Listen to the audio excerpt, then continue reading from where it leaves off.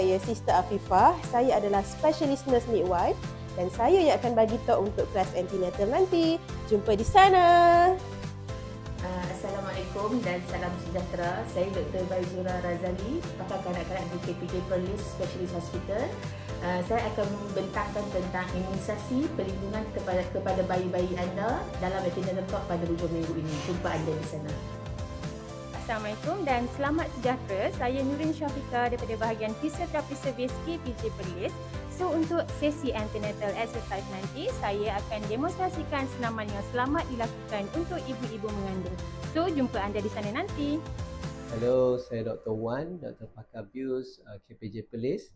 Saya akan sampaikan talk mengenai cara-cara untuk mengurangkan kesakitan waktu bersalin.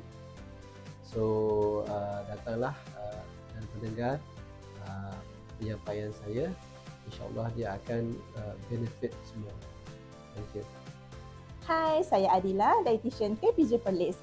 Ibu-ibu kat luar sana nak tahu tak kenapa pentingnya pemakanan yang betul semasa kehamilan? Pemakanan yang betul semasa kehamilan dapat menjaga kesihatan ibu serta menyokong pertumbuhan dan perkembangan bayi dalam kandungan. Jadi, dalam antenatal kelas kami, saya akan kongsikan bagaimana cara pemakanan yang betul untuk ibu-ibu semasa proses kehamilan dan juga penyusuan.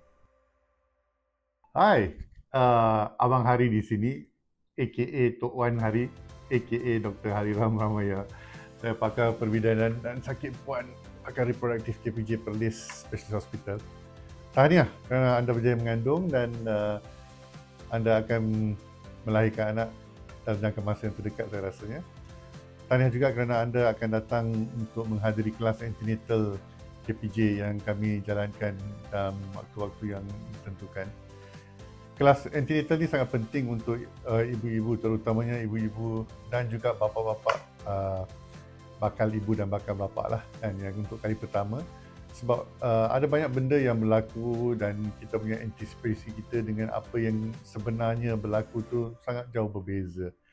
Jadi kadang-kadang apa yang kita rasakan akan berlaku mungkin tak berlaku. Mungkin kita nak bersalin secara biasa tetapi akhirnya bersalin secara pembedahan.